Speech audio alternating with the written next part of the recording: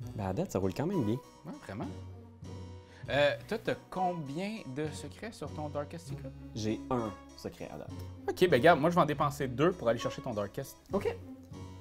Comment tu vas faire ça? Ben, comme je te dis, là, je vais recover, prendre 2 puis aller chercher ton Darkest. Mais le secret est bien gardé. Tu sais, ça veut dire quoi ça?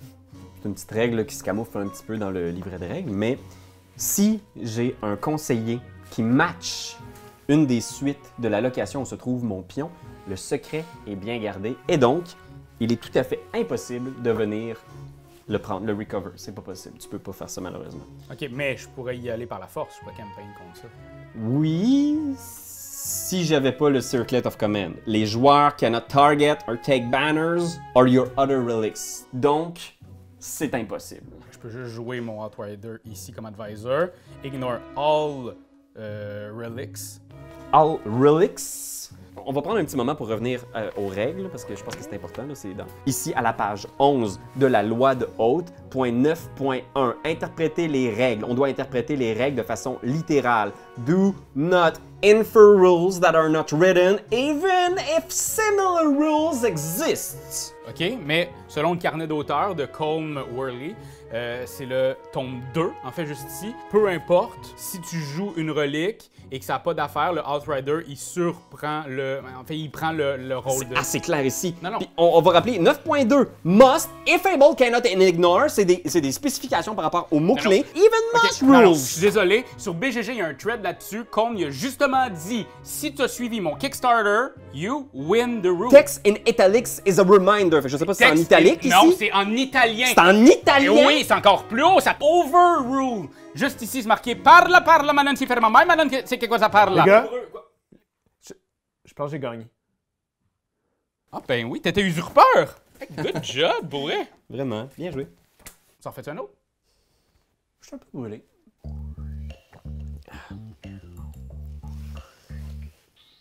Je vais vous expliquer le jeu Oath de Letter Games en un seul souffle. Oath est un jeu de conquête militaire. Dans ce jeu, vous incarnez un rôle. Il y a d'abord le chancelier. Le chancelier est le maître de l'empire de Oath. C'est lui qui garde la promesse, le Oath Keeper, qui pour votre première partie va être celui qui contrôle le plus de territoire. Ensuite, il y a les exilés. Les exilés doivent garder la promesse mieux que le chancelier et donc posséder plus de territoire. S'ils réussissent à le faire, ils deviennent l'usurpeur et s'ils restent l'usurpeur pendant un tour, ils gagnent. Mais le chancelier peut aussi donner un titre de citoyenneté à un des exilés. Celui-ci alors gagne avec le chancelier et partage même l'armée impériale, ses jetons mauves sur la planche. Le citoyen cependant, lui, peut gagner s'il devient plus populaire que l'empereur et qu'il remplit les conditions de victoire du successeur. Oh, c'est pas tout, il y a aussi les visions. Les exilés peuvent trouver une des diverses visions du deck. Ces visions vont être d'autres conditions de victoire, mais pas vraiment faciles à obtenir, comme être celui qui possède le Darkest Secret ou la faveur du peuple. Et le joueur qui remplit toutes ces conditions de victoire à la fin de la partie est désigné vainqueur. C'est comme ça qu'on joue à Oath. Ouais, mais ça, Pierre-Louis, c'est les conditions de victoire. Moi, ce que je veux savoir, c'est comment on joue à Oath.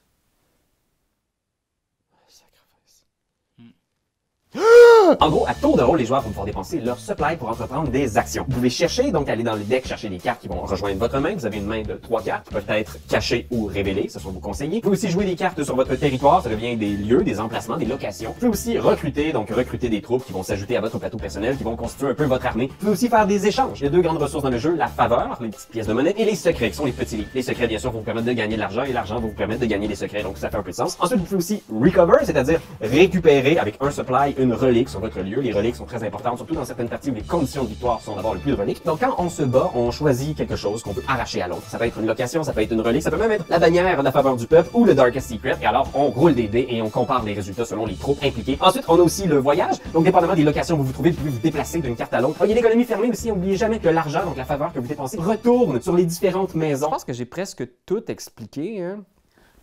En gros, je pense juste qu'à la fin, tu sais, il y a comme la chronique. La personne qui a gagné, il faudrait expliquer la chronique.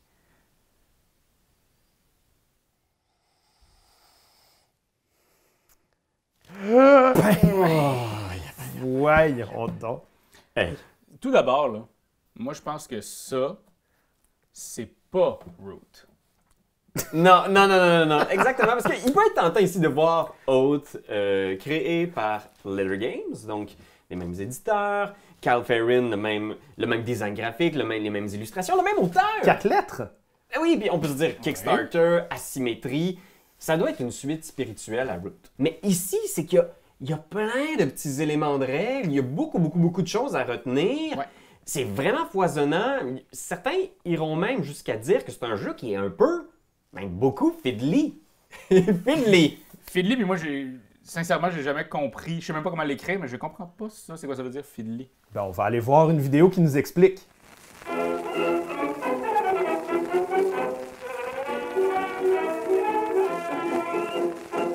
Ah, ben c'est beaucoup plus clair. OK. Fait, oui, en fait, Oath est beaucoup plus fiddly que beaucoup d'autres parties. Mais on l'utilise souvent pour dire quelque chose de négatif, Fiddly, n'est-ce pas? C'est vraiment, versus un jeu qui serait plus balancé. Plus élégant.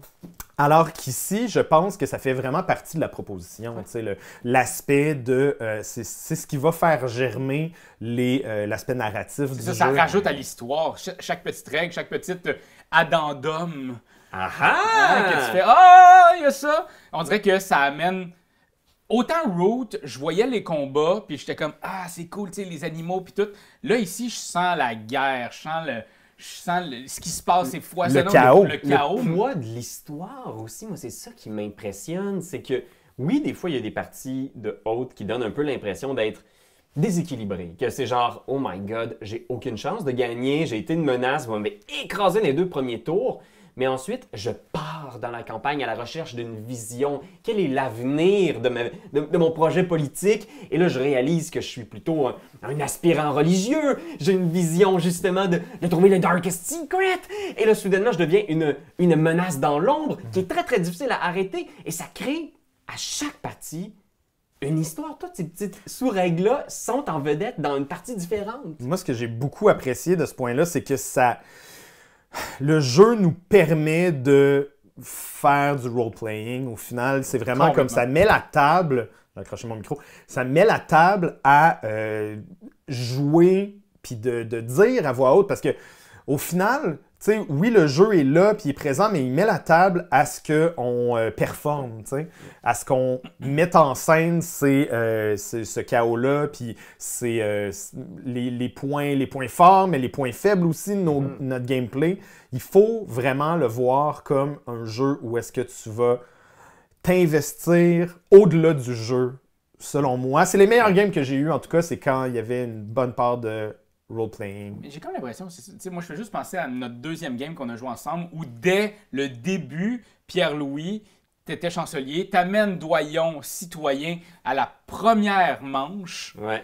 Puis tous les deux, vous saccagez chacun de mes armées. Je suis plus capable d'en mettre. Je suis sûr que je vais perdre et vous vous entretuez dans votre royaume de marde. Et finalement, on l'appelait comme ça. On l'appelait comme c'était. Fait que ça amène des... Moi, je pensais qu'il y avait tout espoir était perdu, puis c'est revenu parce que justement, le jeu t'amène à te poser des questions, puis à faire, OK, mon personnage va faire ça. Puis là, maintenant, tu trouves une carte, puis là, cette carte-là t'amène ailleurs. Puis toutes les parties sont tellement uniques parce que ces cartes-là viennent intégrer tellement de saveurs et de thématiques qu'il y a des parties dans lesquelles, justement, le underdog va finir par remonter, mais il y a aussi plein de parties dans lesquelles le chancelier va gagner à cause de sa suprématie militaire encore et encore, peut-être 2 ou 3 parties de suite. Puis c'est possible ici. Il faut que vous soyez prêts à accepter que toutes les parties vont être différentes et que certaines parties, ben, vous ne serez pas le héros de cette partie-là. Vous allez peut-être être un figurant relayé à l'arrière de l'histoire, un exilé qui a tenté sa chance, mais qui se brûle très vite. Moi, un point qui me titille dans Oath, c'est le fait que, justement, les choses que tu nommes de « Ah, moi, j'ai une carte qui me permet d'aller faire ça, etc. » Puis tu es souvent dans le « Attends, c'est quoi ta carte? Qu'est-ce qu'elle te permet de faire? T'as le droit de faire ça? C'est écrit où, cette affaire-là? » Ça change tellement, des fois, les règles de base du jeu que t'es comme « Ça se peut pas. » Puis tu as fini par un « Ouais, me semble que ça a de l'allure. » Mais me semble que ça a de l'allure, c'est pas complètement... Faut qu'on s'entende. Faut qu'on s'entende tout le monde ensemble que c'est ça les règles puis qu'on joue au même jeu. Parce que moi, c'est quelque chose qui me frustre, en fait, dans les jeux quand en fait, chez nous, puis je suis comme... Hey, cette règle-là, on l'a jamais bien joué. Genre, là, tu te rends compte que ça fait 4 games. Puis t'es comme, ah, tabarouette, il faut un laisser-aller à ce niveau-là, que j'ai pas encore maîtrisé, mais que Oath me donne envie. T'as tout gagné nos games, presque. Ouais. Mais Ben justement, c'est le syndrome de l'imposteur. Je suis comme, j'aurais-tu dû gagner ça? oh, J'ai-tu bien joué? un magnanime. Tu sais, ça, je veux juste le dire, le livret de règles n'est pas super top bien fait, à mon avis. Je pense que le livret de règles explique les règles de façon un peu à l'envers. J'ai l'impression qu'il y a certaines règles qui sont cachées, qui sont dissimulées, qui sont pourtant importantes. Puis ça peut créer davantage de frustration quand quelqu'un, soudainement, en lisant l'appendice des règles, fait « Hey, attends, il y a une règle qui est ici, qui est nulle part ailleurs. » Puis t'es comme genre « What? Ça, pour moi, ça m'a dérangé un peu. Si vous êtes le genre de joueur qui avait vraiment pas de plaisir quand vous perdez et que vous perdez à répétition, il est possible, puis Cold World en parle beaucoup, là, que c'est un jeu qui peut s'installer, puis un chancelier peut vraiment s'installer puis devenir chancelier pour quelques parties quand même. C'est quelque chose qui peut arriver parce qu'il voulait créer un jeu qui représentait un peu la réalité de nos civilisations, de nos cultures, puis ça se peut des longues périodes de stabilité sous un tyran violent. Ben, une affaire, justement, c'est tellement fort narrativement, comme vous dites, que je me pose la question, tu sais, pourquoi il y a une condition de victoire à ce jeu-là? Tu sais, dans la vie, oui, je comprends l'idée, l'abstraction qu'on essaye de proposer, mais justement, je pense qu'il y aurait peut-être gagné. En fait, le gagnant et le perdant dans Oath, j'ai l'impression que c'est un genre de vestige. On a tellement quelque chose de nouveau. J'ai comme un petit feeling de cette règle est imposteur un peu dans ce qui m'est proposé dans Oath.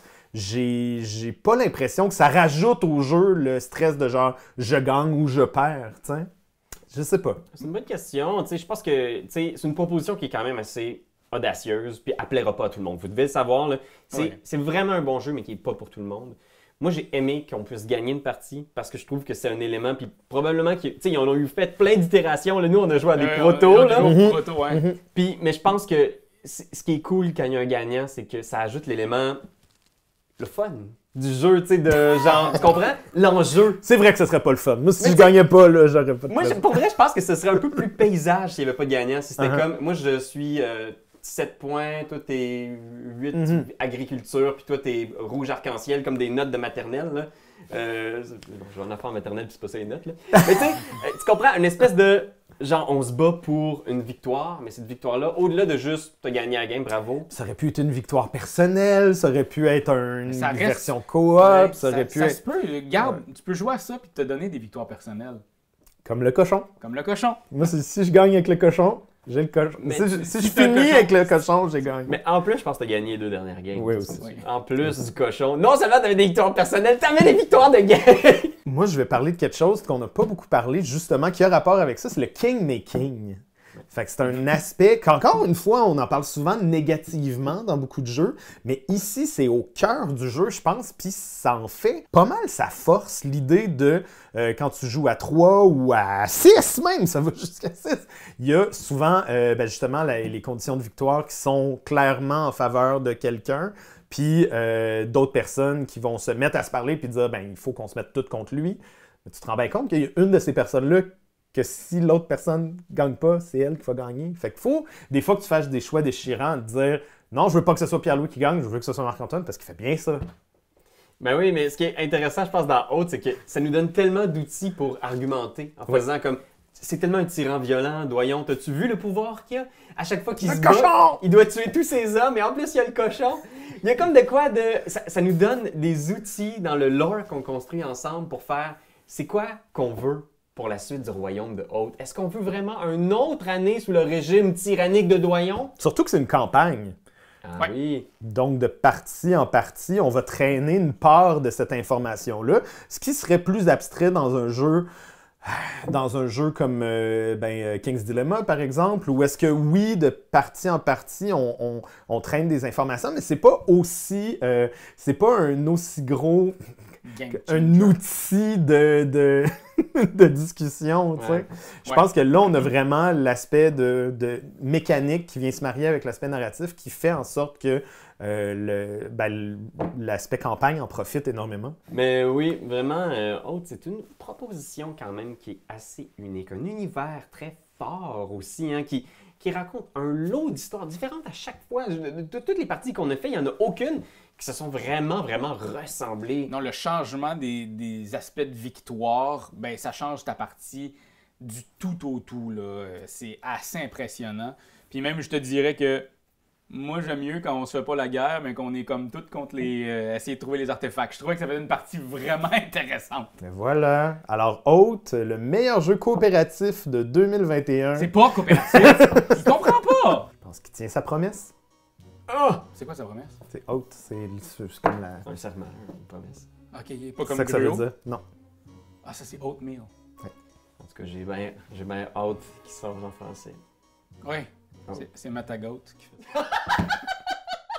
C'est toi de trouver l'épisode de jour du Popoche? Sonne la cloche! Sonne la cloche! parle de jeu, like-nous, commande, suis-nous, ouais! Sonne la cloche! Sonne la cloche! Partage à tes amis, partage à ta mamie, ouais! Sonne la cloche! Sonne la cloche! Comment ton ouais, fais le mon kiki! Sonne la cloche! Sonne la cloche! Sonne la cloche comme quand Jésus a sonné à la porte pour aller souper chez Zachée.